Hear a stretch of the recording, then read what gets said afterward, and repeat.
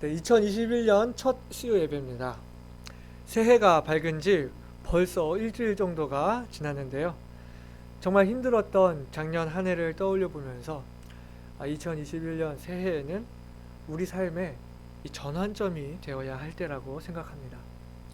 코로나가 언제 종료될지는 모르지만 언제까지 우리가 주저앉아 있을 수 없고 더 이상 주춤할 수 없습니다. 코로나 이전의 삶으로 돌아가기를 가만히 기다려서는 안 되고 이제는 대책을 세워야 하고 이 혼돈 속에서 새로운 질서를 확립해야 하는 것이죠. 세상이 앞으로는 확연히 달라질 것이고 유식하고 발빠른 사람들은 벌써 이 변화될 세상을 준비하고 있습니다. 새로운 세상에 빨리 적응해야 생존할 수 있는 것을 알기 때문입니다. 시대가 이제 기존에 가지고 있던 우리의 사고방식과 삶의 방식들을 바꾸도록 우리 개개인들에게 그리고 우리 교회들에게 요구하고 있는 것입니다. 여러분은 2021년을 어떻게 계획하고 계시나요? 올해 우리들의 삶에 큰 전환이 일어나 코로나를 극복하고 또한 그리스도인으로서 제 빛을 발하고 맛을 내고 열매를 맺는 삶을 살게 되시기를 바랍니다. 그렇다면 우리들의 삶에 어떤 전환이 필요한 것일까요? 여러분은 여러분의 삶에서 어떤 전환이 일어나시기를 바라십니까?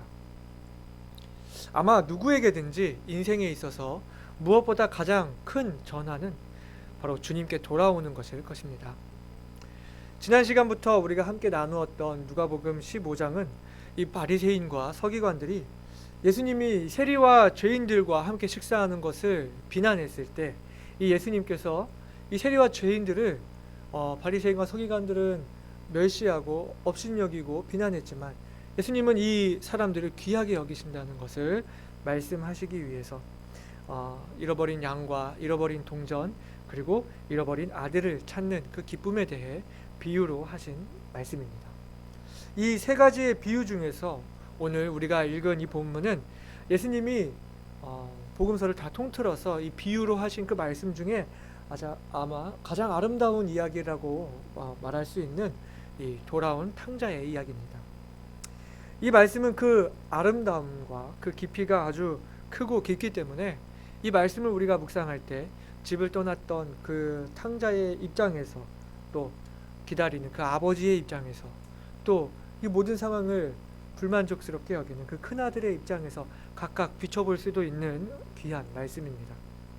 제가 말씀드린 것처럼 누가복음 15장의 이 전체적인 그 문맥을 생각한다고 하면 이 바리새인과 서기관들에게 이 큰아들의 입장에서 돌아온 동생을 기쁘게 맞이하라라고 하는 그런 주제로 우리가 봐야겠지만 다음 주에 우리가 그 부분을 생각하기로 하고 오늘은 우리가 이 본문의 아름다운 그 이야기에 좀 더 깊이 들어가서 방황을 마치고 돌아온 이 둘째 아들, 인생의 가장 큰 전환점을 가진 이 아들에 대해서 살피면서 오늘 우리들의 삶에서 가장 먼저 전환해야 할 것이 무엇인지 교훈을 나누고자 합니다.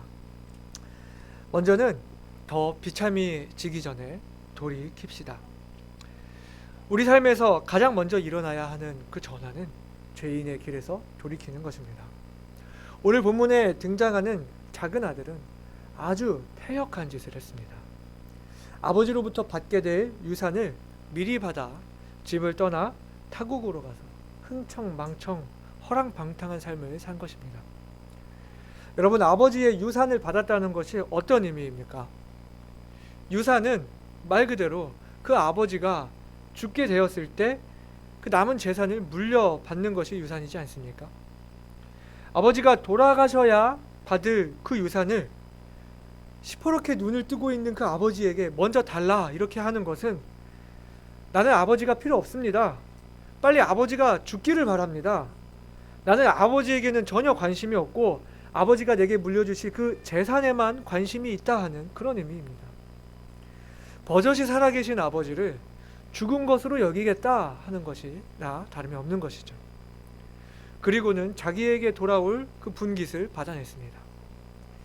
며칠 안 되어 재물을 다 모았다 이렇게 말하는 것은 아버지가 평생 일궈온 그 사업과 재산의 일부를 귀하게 생각하지 아니하고 모조리 현금으로 바꾸었다는 이야기입니다.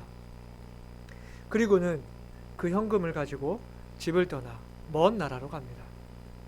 그것이 자유인 양, 내 재산을 가지고 이제 내 마음대로 쓰며 내가 더 이상 아버지께 속한 것이 아니라 내 인생의 주인이 나라고 자부하며 세상을 자기의 플레이그라운드, 놀이터인 양 산 것입니다. 오늘 본문에 뭐라고 나옵니까? 먼 나라에 가 거기서 허랑방탕하여 그 재산을 허비했다고 하고 있습니다. 돈을 펑펑 쓰니까 많은 사람들이 몰려들었겠죠. 물질로 무엇이든지 살 수 있을 거라고 여겼을 것입니다. 자기가 무엇이 된 양 그렇게 여겼을 것입니다. 우리가 이렇게 알고 있듯이 이 세상이 주는 기쁨은 만족이 없습니다. 아무리 좋은 음식을 먹고 좋은 술을 마시고 좋은 옷을 사입고 좋은 곳을 다녀도 채워지지 않는 만족이 더 큰 것을 바라고 더 비싼 것을 바라게 하기 때문에 더 큰 만족을 찾다가 그 돈을 다 써버리기까지 아마 얼마 걸리지 않았을 것입니다. 자신이 더 높은 사람이 된 줄로 그렇게 여겼겠지만 사실은 더 비참하게 내려앉고 있었던 것입니다. 그러다 흉년을 만났고 그에게는 남은 재산이 없었습니다. 흉년을 이겨낼 능력도 없었습니다. 그동안 자신이 의지해왔던 그 재산이 없어지자 이제 그의 곁에는 아무도 남아있지 않았습니다. 친구인 줄로만 알았던 자들이 모두 떠나갔습니다. 가진 돈을 다 써버렸기 때문에 차마 아버지께는 갈 수가 없었습니다. 아니 어쩌면 아직까지도 아버지께 돌아갈 생각조차 안 했는지도 모르겠습니다. 이미 충분히 비참한 상황을 겪었지만 이 아들은 더더욱 비참한 길을 걷습니다. 자기가 어떻게든 자기 능력으로 살아보려고 합니다. 유대인인 그가 유대인이 불경건하게 여기는 이 돼지를 치는 일을 하게 됩니다. 이방인의 밑으로 가서 이방인의 밑에서 돼지를 치는 일을 하는 것입니다. 그에 모자라서 돼지가 먹는 그 쥐염 열매조차 그에게 주어지지 않자 굶어 죽을 위기에 처하게 되는 것입니다. 그제서야 그 아들은 아버지의 집을 생각하는 것입니다. 바로 이것이 하나님 아버지를 떠난 사람들의 비참한 결과입니다. 내 삶의 주인은 나라고 자부하며 자기가 원하는 대로 자기에게 이끌리는 대로 살아갑니다. 세상을 자기 무대라고 생각하며 세상이 주는 그 기쁨과 만족을 쫓아 삽니다. 잠시는 기쁠 수 있습니다. 짜릿할 수 있습니다. 자기가 다 세상을 가진 것으로 생각할 수 있습니다. 그것이 진정한 자유라고 느낄 수 있습니다. 그러나 죄악은 달콤하지만 너무나 위험하다는 것을 알지 못합니다. 서서히 온도가 올라가는 그 비커 속에서 자기가 잊고 있는지도 모르는 그 개구리처럼 칼 끝에 맺힌 그 피를 핥으며 그것이 자기의 피인지도 모른 채 계속 핥다가 결국 피 흘려 죽게 되는 그 늑대처럼 잠시 세상이 주는 그 쾌락과 만족을 기뻐하고 더한 것을 구하다가 끝내 그 안에서 생을 마감해야 하는 비참함 속으로 빠지게 되는 것입니다. 하나님을 떠난 죄인의 삶은 갈수록 비참해질 수밖에 없습니다. 나아질 수가 없는 것입니다. 우리가 이 사실을 깨닫는다면 우리는 하루빨리 이 죄악의 길에서 돌이켜야 하는 것입니다. 간혹 사람들 중에는 하나님이 자기 삶을 치셔서 하나님께 두 손 두 발 다 들고 돌아왔다고 그렇게 간증하는 분들이 있습니다. 그때서라도 주님께 돌아온 것이 천만다행이지만 우리는 그 비참함의 끝까지 갈 필요가 없습니다. 죄로 인한 비참함을 더 겪고서 돌아가려고 하지 말아야 하는 것입니다. 하나님을 떠난 삶은 갈수록 더 비참해질 뿐이기 때문입니다. 굶어 죽을 위기에 처해서야 아버지를 생각한 이 아들과 같이 될 필요가 없습니다. 지금이라도 내가 아버지 하나님을 떠나 있는 줄을 안다면 지금 내가 누리고 있는 이 만족이 아버지 안에서 누리고 있는 만족이 아니라 세상이 주는 그 잠시의 쾌락에 안주하고 있는 것을 알았다면 더 비참해지기 전에 아버지께 돌이켜야 하는 것입니다. 사랑하는 여러분, 여러분은 지금 어느 위치에 계십니까? 하나님을 떠나 계시지는 않습니까? 혹 하나님께 돌아왔다 하더라도 시시탐탐 기회만 된다면 다시 집을 나갈 그런 계획을 하고 계시지는 않습니까?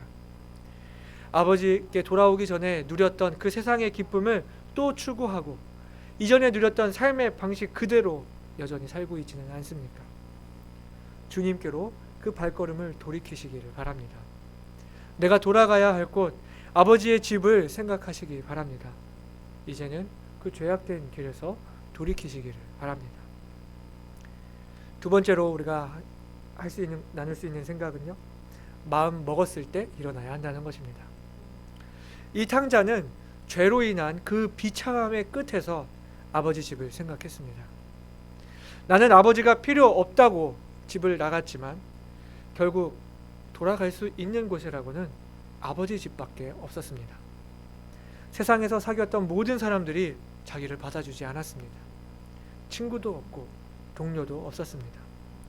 오늘 본문 17절부터 19절에 보면 이 아들이 하는 그 참회의 말을 우리가 들을 수 있습니다. 이에 스스로 돌이켜 가로되 내 아버지에게는 양식이 풍족한 품꾼이 얼마나 많은고 나는 여기서 주려 죽는구나. 내가 일어나 아버지께 가서 이르기를 아버지여 내가 하늘과 아버지께 죄를 얻었사오니 지금부터는 아버지의 아들이라 일컬음을 감당치 못하겠나이다. 나를 품꾼의 하나로 보소서 하리라 하고. 가만히 보면 이 아들은 오늘 이 17절부터 19절을 자세히 보시면 아버지께 용서를 구하기 위한 목적이라기보다는 차라리 내가 종으로라도 들어가면 당장에 먹고 살 수는 있지 않았겠느냐 하는 생각을 가진 것 같습니다. 굶어 죽느니 차라리 아버지 집으로 들어가서 종으로 사는 것이 낫겠다 이렇게 생각을 한 것입니다. 내가 아들이라고는 차마 못하겠으니 종이 되겠다. 그러니 이 먹고 살게만 해달라는 그런 마음을 가진 것입니다. 그러나 이 아들의 칭찬할 점이 하나 있는데요. 그것은 바로 이에 일어나서 아버지께로 갔다는 것입니다. 그 자리에 주저앉아 있지 아니하고 털고 일어났다는 것입니다. 비록 아버지께 가려는 그 의도가 순수하지는 못했지만 아버지께 갔다는 것만큼은 확실합니다. 주님을 찾는 수많은 그 사람들에게 각자 저마다의 수많은 동기가 있습니다.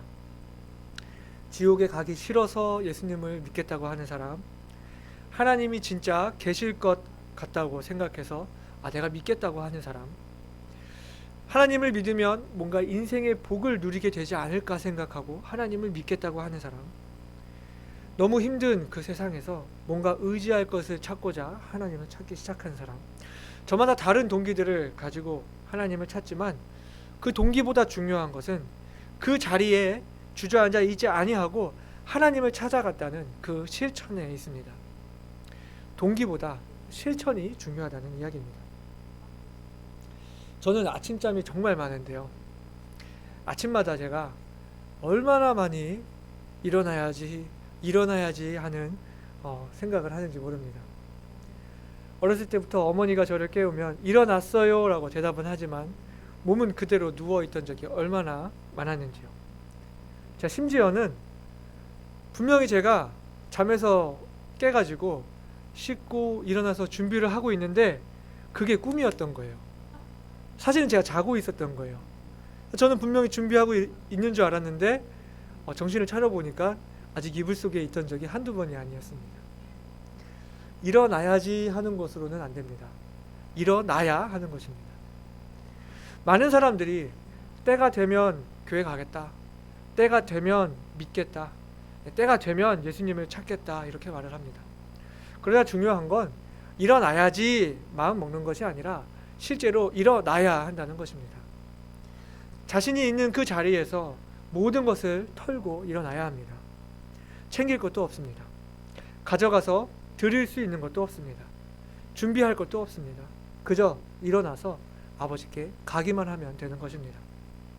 자신의 있는 모습 그대로, 가지고 있는 동기가 어찌 되었건 간에 그 상태 그대로 하나님을 찾는다 하여도 그 사람을 거절하지 않으시고 받아주시는 그 아버지 하나님을 보게 되는 것입니다.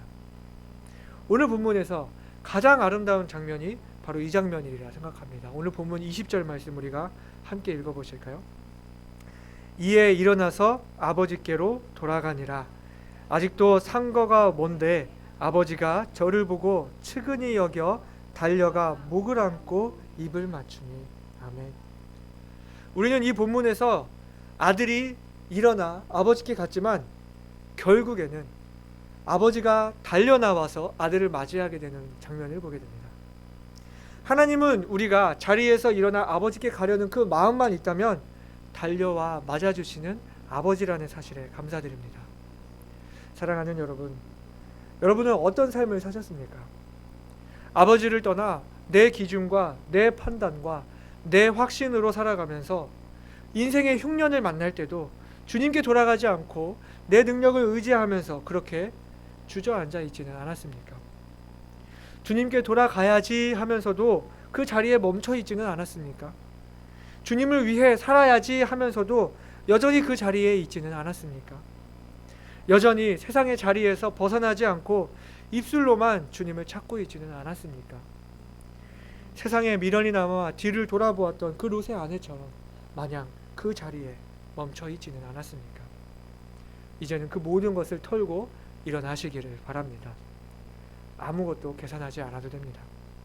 있는 모습 그대로 나와도 됩니다. 우리 하나님은 우리를 기다리시고 받아주시는 아버지, 우리에게 달려 나오시는 아버지이시기 때문입니다.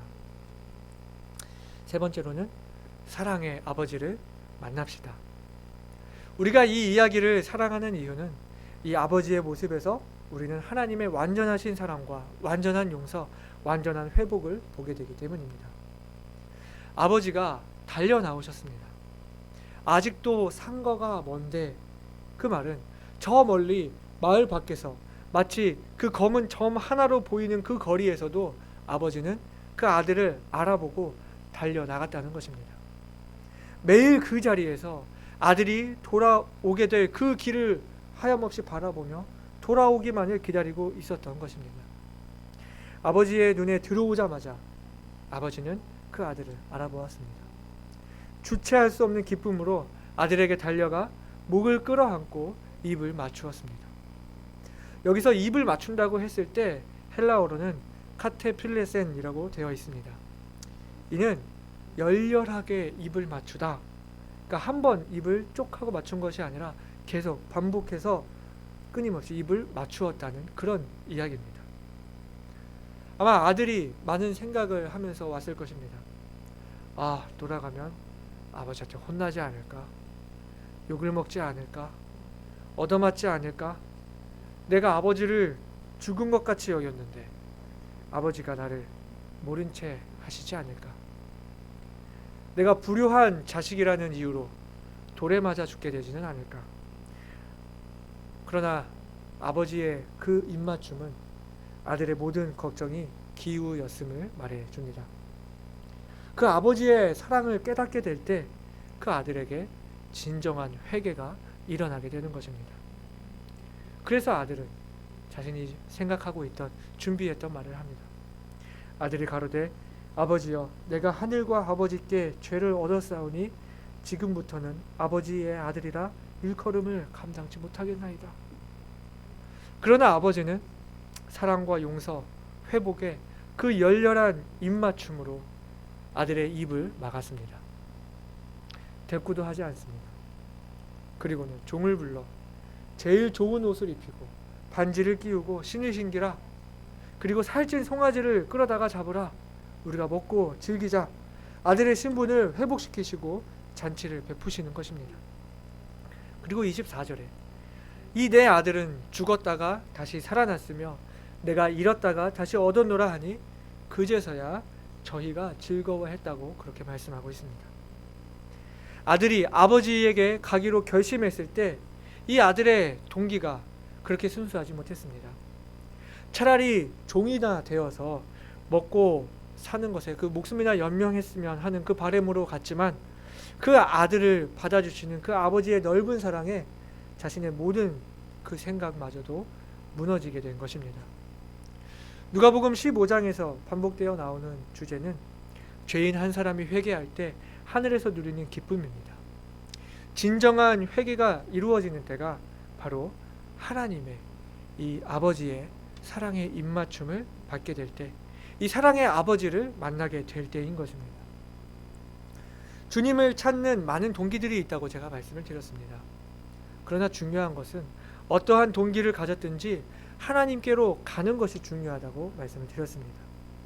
지옥에 가기 싫은 사람, 지옥은 내가 잘 몰라도 그 천국에 가고 싶은 사람, 그냥 하나님을 믿고 싶은 사람, 여러 가지 동기들로 많은 사람들이 예수님을 구주로 영접하겠다고 하지만 감동이 없고 변화가 일어나지 않습니다. 구원의 확신을 갖지 못하고 겉돌기도 합니다. 왜 크리스찬들이 구원받은 감격에 눈물을 흘리는지 이해하지 못합니다. 그러나 이 아버지 하나님의 사랑의 입맞춤을 받게 될 때, 내가 하나님 앞에 철저히 죄인인 것을 깨닫고 그런 나를 거절하지 않으시고 품에 안아주시고 사랑해 주신 그 아버지의 사랑을 깨닫게 될 때, 우리가 그 구원에 감격하게 되고 눈물을 흘리게 되고 아버지께 감사하게 되고 이제는 아버지를 위해 살기로 결심하게 되고, 그때서부터 우리 삶에 변화가 일어나게 되기 시작하는 것입니다. 우리를 진정으로 돌이키게 하는 것은 아버지의 회초리가 아니라 아버지의 사랑인 것입니다. 우리가 돌아오기만을 기다리시는 아버지, 돌아올 우리를 위해 모든 것을 준비하시고 계시는 아버지, 우리가 돌아왔을 때 그 모습 그대로 받아주시며 기뻐하시는 그 아버지의 사랑을 깨달아야 합니다. 사랑하는 여러분, 여러분은 아버지 하나님의 사랑을 깨달으셨습니까? 우리가 아버지께 가기도 전에 우리를 위해 준비하시고 계시고 기다리고 계시고 달려나와 맞아주시는 그 아버지 하나님을 만나셨습니까? 로마서 5장 8절에 어떻게 말씀하고 있는지 우리 함께 한 목소리로 읽어보시겠습니다. 우리가 아직 죄인 되었을 때에 우리 그리스도께서 우리를 위하여 죽으심으로 하나님께서 우리에게라 자기의 사랑을 확증하셨느니라. 아멘. 사랑의 하나님, 은혜로우신 아버지를 경험하시기 바랍니다. 하나님 아버지의 크고도 놀라우신 그 사랑 안에 거하며 진정으로 변화되는 삶, 회복되는 삶, 불황자가 아니고 종이 아니고 자녀된 삶을 누리시기를 바랍니다. 오늘 우리는 누가복음 15장의 이 탕자의 비유를 통해 우리 인생에 어떠한 전환이 필요한지 함께 말씀을 나누었습니다. 하나님을 떠난 삶은 갈수록 비참한 삶일 뿐임을 깨달아야 합니다.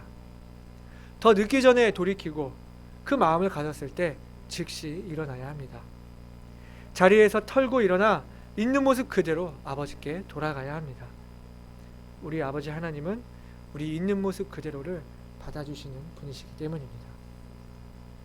아버지께서 그 아들을 바지에 끌어안을 때 네가 좀 더럽구나, 냄새가 나서 안 되겠다, 일단 먼저 가서 좀 씻고 와라, 이렇게 하지 않으십니다. 다른 아무것도 묻지도 따지지도 않습니다. 아들이 돌아왔다는 그 하나만으로 기뻐하는 마음, 그것이 아버지 하나님의 사랑입니다. 아무런 조건도 필요하지 않습니다. 우리가 아버지께 돌아가지 못할 그 어떤 이유도 있을 수가 없습니다. 사랑하는 여러분, 여러분은 아버지 하나님께로 돌아오셨습니까? 아버지 하나님께 돌아와 자녀로 받아들여진 바 되며 아버지 하나님의 그 사랑을 받으며 살고 계십니까? 아니면 이 아버지 집에 있으면서도 제2의 가출을 노리며 그 이전에 방탕한 삶을 반복하고 있지는 않습니까? 오늘 이 시간 우리가 돌이켜야 할 것은 무엇인지, 내가 털고 일어나야 할 자리에 있지는 않은지, 아버지와 소원해지지는 않았는지, 아버지의 사랑을 누리지 못하고 있지는 않은지 돌아보고 우리 삶의 진정한 전환, 우리 삶의 진정으로 내게 필요한 그 전환을 일으켜서 돌이켜야 할 것을 돌이키고 일어나야 할 자리에서 일어나고 아버지의 품 안에 거하는 저와 여러분이 되시기를 바랍니다. 우리 다 함께 기도하시겠습니다.